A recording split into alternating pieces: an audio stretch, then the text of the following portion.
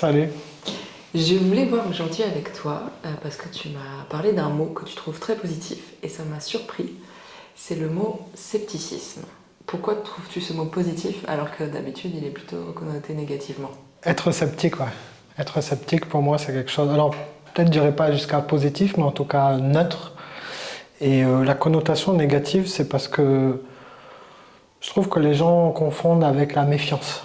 Être méfiant et être sceptique, c'est pas vraiment la même chose. Dans le côté, quand on dit je suis méfiant, ça veut dire que on part avec un préjugé négatif. Ça veut dire que j'ai besoin de te convaincre quelque part pour que tu reviennes dans le positif. Mais tu pars avec un préjugé négatif. Après, la méfiance, ça peut aussi être de la prudence. Je me méfie avant qu'on me prouve que c'est ok. Mais justement, c'est ça, tu vois. Quand tu dis je me méfie, ça veut dire que j'anticipe un scénario ou un événement négatif, c'est lui que j'ai en tête, et j'ai besoin d'avoir la preuve qu'il ne va pas se passer comme ça. Être sceptique, ça veut dire j'ai pas encore la preuve, je sais pas. C'est parfaitement neutre. Et ça veut dire que je me ferai une idée quand j'aurai plus d'informations. Et c'est pour ça que pour moi c'est quelque chose de positif, parce que si tu pars pas quelque part de cette base d'être sceptique, ça veut dire que tu as énormément de biais sans t'en rendre compte. Très souvent, comme on a quand même un besoin d'être rassuré, très souvent, quand tu vas entendre une information qui va dans ton sens, tu vas dire « Ok, ça c'est vrai », parce que ça t'arrange. Tu ne te rends pas compte que tu n'as pas vraiment challengé cette information ou cette situation, tu ne l'as pas comparée à d'autres, tu n'as pas laissé le temps pour voir si elle était vraie, tu t'es jeté dessus et tu te l'as approprié comme vérité.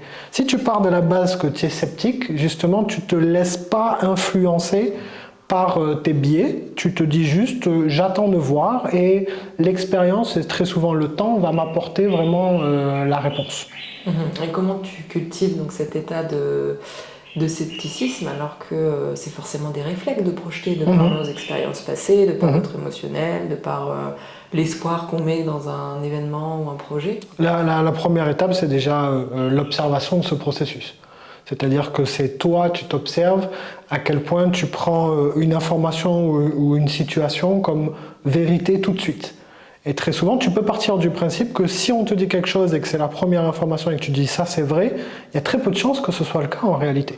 Si tu n'as pas vraiment fait l'exercice d'aller des fois même jusqu'à des extrêmes pour te rendre compte que le spectre était beaucoup plus grand que ce que tu avais envisagé. Regarde, on le voit très bien, regarde tout ce qu'il y a eu comme information au moment du Covid, tout ça et tout, où on prenait comme vérité toute information qui venait, et à l'époque même, les gens qui étaient sceptiques, on les rangeait presque dans les complotistes.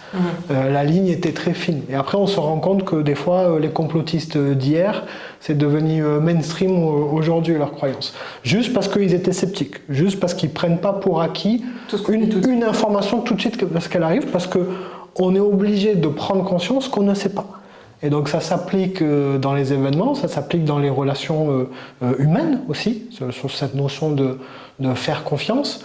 Et pour moi, c'est quelque chose de positif parce que ça te ramène à observer aussi les actes, les faits. Prends l'exemple d'une relation humaine, le plus courant, le couple même. Quand tu vas être en couple avec quelqu'un, au début, la personne va te dire « je serai toujours là pour toi ». Si tu as confiance en elle, tu vas prendre ça comme vérité. Mais en vérité, à ce moment-là, tu n'en sais rien. La seule chose que tu sais, c'est qu'il t'a montré l'intention de. Donc tu as le droit d'être juste sceptique. Tu as le droit de prendre l'information telle qu'elle est à ce moment-là. J'observe. Dans le présent, voilà, tu m'as montré l'intention. Est-ce que ça voudra dire que tu seras là pour moi? Je ne sais pas. Je ne me jette pas dans la confiance, je ne suis pas non plus méfiant. Juste, je ne sais pas. Tu m'as dit quelque chose, on verra. L'expérience va me montrer que.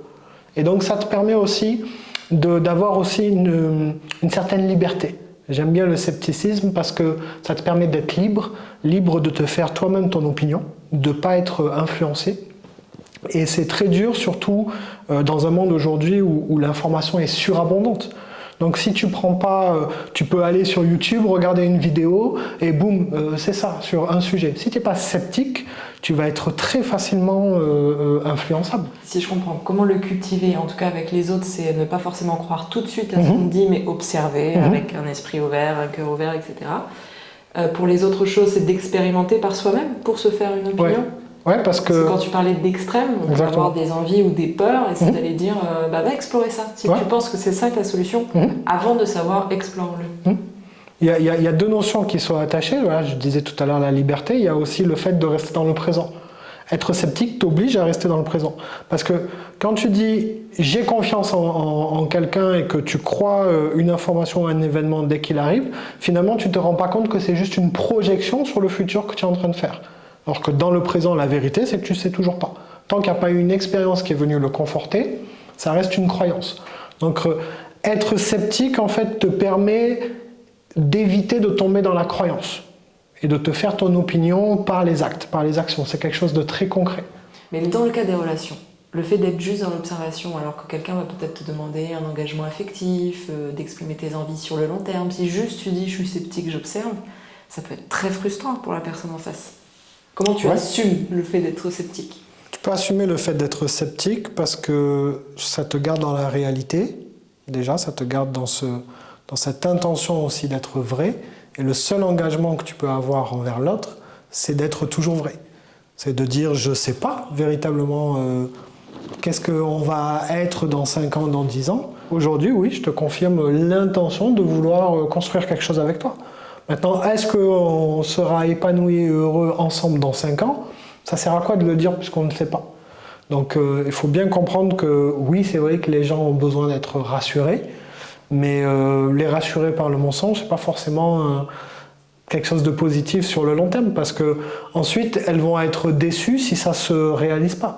Alors que si tu restes dans le scepticisme, tu auras des informations en cours de route qui te diront si c'est bien de rester avec cette personne ou s'il vaut mieux partir. Donc c'est toujours une bonne posture de rester dans l'observation et sceptique. Et pourquoi t'inviter aussi à pouvoir explorer les extrêmes en étant dans le scepticisme? Parce que quelque part, tu peux pas, si on prend l'exemple d'une information, si tu écoutes juste la première information qui vient et que tu la prends pour vérité et que tu vas pas dans les extrêmes, tu ne te rends même pas compte que tu es influencé, tu ne te rends même pas compte que tu es juste dans la croyance. Et donc la ligne est fine entre la croyance, la manipulation, la vérité. Comment faire la différence? Donc j'aime cette notion de scepticisme parce que ça t'apporte une forme de liberté. On me donne une information, je le prends comme c'est. Ok, c'est une information de tel média. Voilà ce que c'est. Maintenant, libre à moi d'aller chercher des informations d'autres médias, voire même d'aller dans les extrêmes pour voir qu'est-ce que ces gens ont à dire. Parce que je crois que, quel que soit l'extrême, il y a toujours quand même une part de vérité. Et dans tous les cas, une opinion extrême est née de quelque chose, est née en réaction de quelque chose, donc elle a sa place. Et ça mérite d'être écouté. Ça ne veut pas dire qu'il faut le suivre aveuglément, mais ça mérite d'être écouté et ça te permet de te resituer et de douter de l'information telle qu'elle arrive. Après, c'est fréquent que souvent des prises de position extrêmes sont au mieux incomprises. Au pire, sans le vouloir, tu peux laisser des gens à côté parce que ça va tellement les heurter par rapport à leurs normes. Oui, complètement. Complètement, mais c'est une façon aussi de vivre. Une façon de vivre qui est être sceptique, être vrai, être radical, être intense. Tu vois, c'est des notions qui sont vraiment qui travaillent ensemble. Implique, c'est vrai que des fois tu vas te séparer de personnes, elles vont plus être dans ta vie parce que juste elles n'ont plus leur place, et si tu es vrai, elles n'ont plus leur place. Alors que il y a des gens qui observent ça, qui ont cette envie d'aller ailleurs, mais qui ne le font pas par peur ou par crainte d'être jugés ou de pas sortir de la norme. Et donc ils acceptent quelque part, ils se résignent à être malheureux, mais juste pour ne pas passer pour incompris. C'est un choix personnel. Il y a des gens qui n'acceptent pas ça et qui sont extrêmes. Il y a des gens qui se résignent. C'est un choix personnel. Il n'y a pas de meilleure façon de le faire. Par contre, pour moi, la seule mauvaise façon de le faire, c'est de ne pas faire de choix conscient, de ne pas s'en rendre compte. Mais du moment que je suis conscient et que je fais ce choix, il n'y a personne qui est là pour dire tel choix est meilleur qu'un autre. Et comment tu construis ton projet ou ta vie à être toujours sceptique si tu acceptes de n'avoir aucune certitude, si ce n'est celle du moment présent? Parce que tu ne peux pas faire de plan sur 1 an, 3 ans si tu es radical dans ce comportement. Tu fais des plans sur du concret, justement, pas sur des projections. Et c'est lié à cette notion aussi de rester focus sur le processus, sur ce que moi je maîtrise et non pas sur les résultats et sur les attentes. Donc c'est très lié. Je suis sceptique de ce que telle situation peut m'apporter. Par contre, je sais ce que moi je peux faire dans cette situation. Donc je vais être sceptique sur les autres, mais je vais être exigeant envers moi-même. Et une fois que les autres auront posé des actions, soit qui me confortent que je peux leur faire confiance, ce sera une relation qui est forte, soit j'aurai très rapidement la preuve que je ne peux pas leur faire confiance. Donc ça équilibre les choses. Et être sceptique, voilà, c'est vraiment lié à la notion d'être vrai. Il y a cette notion de sincérité. Et si tu es sceptique envers toi, envers les autres et envers la situation, ça t'oblige à être vrai. Et toi aussi, tu écarteras des gens qui n'ont plus à être là. Et eux aussi, ils pourront te faire confiance parce qu'ils verront que tout ce que tu dis, tu le fais. Et comment tu dépasses après cette situation où tu peux aussi passer ton temps à te justifier, à expliquer qu'est-ce que toi, singulièrement, tu y trouves, alors que peut-être la majorité ne va pas comprendre? Se justifier, c'est aussi un choix personnel. C'est vraiment un choix personnel et c'est pas une obligation. C'est pas parce que tu poses des actions qui sont incomprises que tu as le besoin de rassurer tout ton entourage sur le fait que non.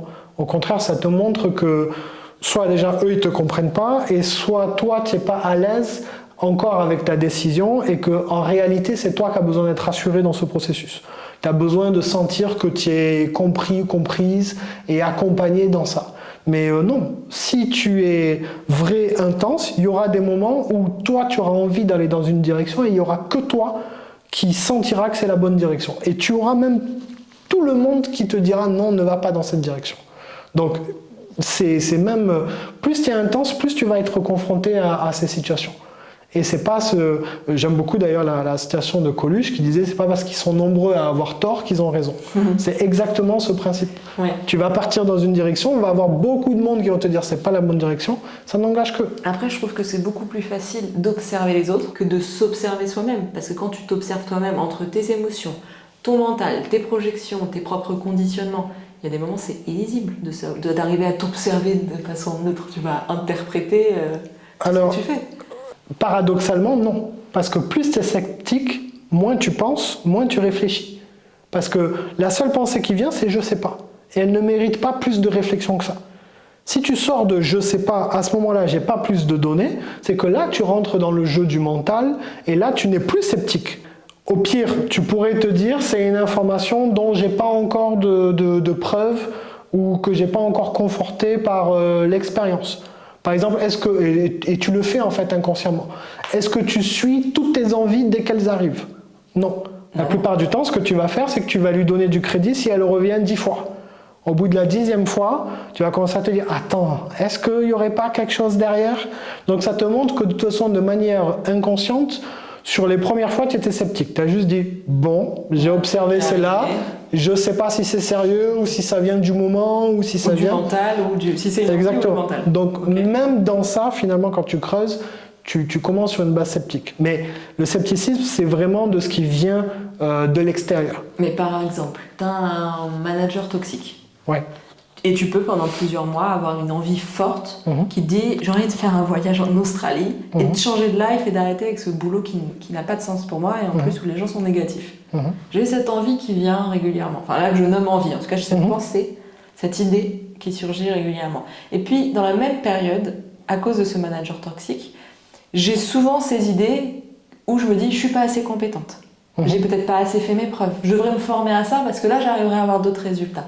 Et les deux idées sont aussi présentes l'une que l'autre. L'envie de me barrer, de faire un voyage et de changer de travail, et l'envie de me former et de montrer vraiment ce que je peux faire pour arrêter de recevoir ces critiques. Qui est l'envie, qui est le mental? C'est très bien comme exemple parce qu'en fait, ton observation, elle vient de la situation actuelle ne me convient pas. Très bien. Cette situation ne me convient pas. Okay. Et donc tout de suite, justement, ton mental, il est orienté de qu'est-ce que moi je peux faire pour changer cette situation. Donc, que ce soit le voyage ou monter en compétence, c'est deux stratégies différentes. Donc, je t'invite à en choisir une, celle qui te met la plus à l'aise. Alors, c'est là où tu peux te dire, je vais prendre celle qui risque moins. Par exemple, monter en compétence va peut-être moins te risquer que tout lâcher pour partir en Australie. Et pour certains, ce sera plus dur. Ils auront besoin de tout lâcher. Très bien. Donc si de toute façon ils font ce choix-là, c'est que c'était ça qui était pour eux. Mais dans tous les cas, tu vois, c'est tout de suite orienté sur l'action. Qu'est-ce que moi je peux faire pour changer la situation? J'essaye pas de changer le manager. J'essaye pas de lui parler pour qu'il change son comportement. Ok, il est comme ça et ça fonctionne pas entre nous. Donc je me concentre, je reste pragmatique, je me concentre sur ce que moi je maîtrise dans la situation. Donc ok, je choisis une des situations, celle qui m'appelle le plus. Ouais. J'expérimente. Au moment où j'expérimente, j'ai une réponse et je réexpérimente, je réobserve, etc. Ça t'a fait grandir sans qu'il y en ait une mieux que l'autre. Et sans savoir s'il y en a une qui était soit mentale, soit désir, juste me dire si elle a été très présente dans mon être, ok, je l'accueille, je l'observe, je pose une action dans ce sens et je vois. Dans tous les cas, elle vient du désir. Dans tous les cas, elle vient du mental. Ça, les deux sont pareils, désir et mental? Forcément. Okay. Le désir est une production du mental. Et être sceptique, c'est juste de recueillir ça sans forcément leur donner plus d'importance. Rester vrai. Être sceptique, tu vois, dans cet état de neutralité, il y a rester vrai, ne pas se mentir à soi-même. Ne pas se dire, tu vois, par exemple, se mentir dans ce scénario-là, se mentir, ça serait de se dire, bon, peut-être qu'avec le temps, ça va aller mieux. Ok, en fait, tu es en train de te convaincre que juste le temps va passer, ça va aller mieux, donc il n'y a pas de nouvelles actions qui sont mises en place. Je te garantis, ça ne va pas aller mieux. C'est ça, être sceptique et être pragmatique. C'est observer ce qu'il y a, ça ne me convient pas, je comprends que je dois poser moi une action pour en sortir. Donc quand tu disais que c'était plus facile de s'observer soi-même plutôt que les autres, c'est parce que tu es en contrôle de poser une action à ce moment-là pour changer si ton observation... C'est pour ça que tu dis que c'est plus facile. Toujours. Tu as ton observation, il y a les actions que tu mets en place, la liberté de mettre ces actions, assumer, faire ses choix et poser ses actions. Et c'est ça, être libre. C'est ne pas chercher d'excuses, ne pas chercher à changer les autres. Occupe-toi de toi, en fait. Si la situation, elle ne te convient pas, qu'est-ce que toi, tu peux faire dedans pour la changer? Si tu appliques ça, comme tu dis, des fois, tu vas faire des choix où tu vas te rendre compte que le nouveau choix que j'ai fait ne me convient toujours pas. Très bien, applique le même procédé. Dans tous les cas, dans ce processus, tu as appris des choses, tu as grandi. Ne t'en veux pas. Exactement. Et réobserve. Ne tombe pas dans le piège à ce moment-là de te convaincre que, bon, comme je l'ai déjà fait, maintenant il faut que je reste dedans. Non. Si tu observes là que ça ne te convient pas, bouge encore. Mais après, tu peux passer ta vie à te chercher comme ça. Bien sûr. Et j'invite à le faire même. Parce qu'on n'en a qu'une et elle passe très vite. Donc si tu te mets pas en état d'urgence pour la chercher et te mettre dans des situations où toi tu te sens bien et tu te sens aligné, effectivement tu peux vite tomber dans un truc où elle passe et en fait tu t'es juste résigné à rester là. Et c'est pas dans ce cas-là une recherche sans fin après ses désirs, plutôt qu'un état de bien-être calme? Bien sûr.